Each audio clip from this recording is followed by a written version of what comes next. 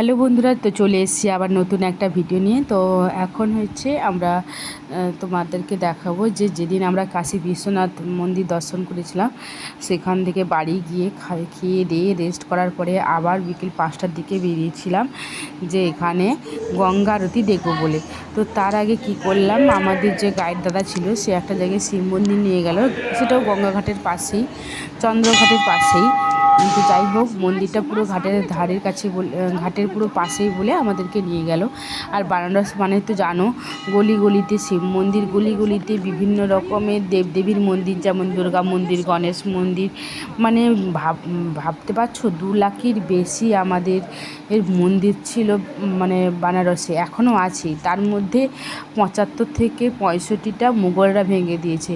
তো ভাবো, মানে বানারসে যদি তুমি 2 মাসও থাকো তাহলে শেষ করতে পারবে না। ওটা এখানকার একজন তোমার লোক বলেছিল আমাদেরকে যে যদি তোমরা 2 মাসও থাকো তাহলে ঘুরে শেষ করতে পারবে না, এত মন্দির আছে। তো যাই হোক, এখানে গঙ্গা আরতি দেখার জন্য আমরা দরদাম করছি পুজো টুজো করে এসে শিব মন্দিরে। তো তারপরে এই যে এখানে যাব আমরা। তো যাই হোক, আবার সেই লঞ্চে করেই যাব গঙ্গা আরতি দেখতে, কারণ প্রচণ্ড গরম পড়েছিল। আর এই গরমে একটাই স্বস্তির নিঃশ্বাস যে তুমি মানে গঙ্গা আরতি তুমি গঙ্গা নদীতেই বসে দেখো, কারণ ওখানে বাতাসও হবে, বাচ্চাও আছে। আর যে কাছে গিয়ে দেখলে ওখানে বাতাস, মানে একটু সমুদ্রের মাঝখানে থাকলে একটা বাতাস হয় না, আর তোমার কাছে থাকলে তো এতটা বাতাস টাতাস হয় না গরমে। বাচ্চাকে নিয়ে তো আমরা ঠিক করলাম, আমরা তো কোনো দিন আমরা বসে দেখেছি হরিদ্বারে গঙ্গা আরতি, কিন্তু আমরা এরকম গঙ্গাতে বসে গঙ্গার আরতিটা দেখিনি। তো যাই হোক, আমরা এই যে লঞ্চে যাচ্ছি সবাই। আর আমার দিদি এখানে জিজ্ঞেস করলো যে জলের বোতল পাওয়া যায় কিনা, বললো হ্যাঁ জলের বোতল পাওয়া যাবে, খাবারও দিতে আসবে, কোনো অসুবিধে নেই। যেখানে আমাদের গঙ্গা আরতি যাবো সেখানটায় কিন্তু সব পাওয়া যায়, দেখতে যাবো যেখানে গঙ্গা আরতি। তো যাই হোক, আমরা এখান থেকে হয়ে লঞ্চে যাচ্ছি এখন। সবাই আস্তে আস্তে করে যাচ্ছি, কারণ নামা ওঠার একটা ব্যাপার আছে। তো আর সত্যি কথা বলতে কি, আর এই আনন্দ একটা অপরূপ আনন্দ যে গঙ্গাতে বসে গঙ্গা আরতি দেখব, তার এক অপরূপ দৃশ্য। তো এই যে এই দাদাটা হচ্ছে আমাদের গাইড, খুবই ভালো ছিল। মানে এত সুন্দর করে আমাদের প্রতিটা জিনিস নিয়ে গেছে, পাশে থেকেছে যে বলার জন্য। এখানে বসে গেছি সবাই, মামাম তো নিজের ঠিস দিয়ে একা বসে গেছে। আর এবারে চলা শুরু হবে।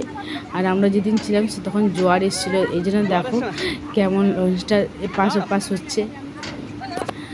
তো কারা কারা বানারস এসে ঘুরে গেছে অবশ্যই আমাকে জানাবে কমেন্ট করে। তো এটা আমাদের ফার্স্ট টাইম যাওয়া। দেখো জলটা কি সুন্দর লাগছে, মানে আনন্দে যেন মন ভরে যাবে, জলের দিকে তাকালেই শুধু আনন্দে মন ভরে যাবে। আর এখানে দেখো তোমাদের বাবাইদা এখন ক্যামেরা ধরেছে, সেই ধরেছে কারণ আমি মামামকে ধরেছি।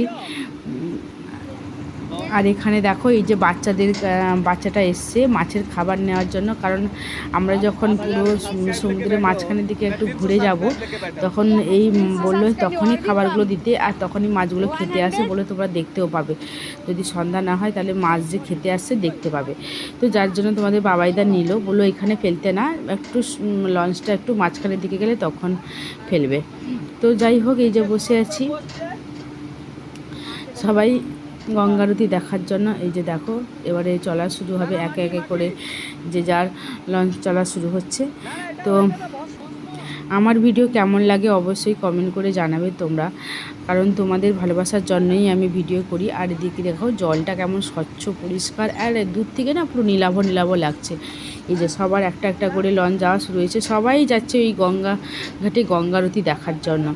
এত যে ভিড় হয় তা আমাদের কোনো দিন জানা ছিল না, আমাদের কিন্তু এটা প্রথম, ফার্স্ট টাইম। তো আমরা তো প্রচুর আনন্দ করেছি। আর এখানে আমরা একটা জায়গায় বসছি, ছবি তুলছি, ভিডিও করছি।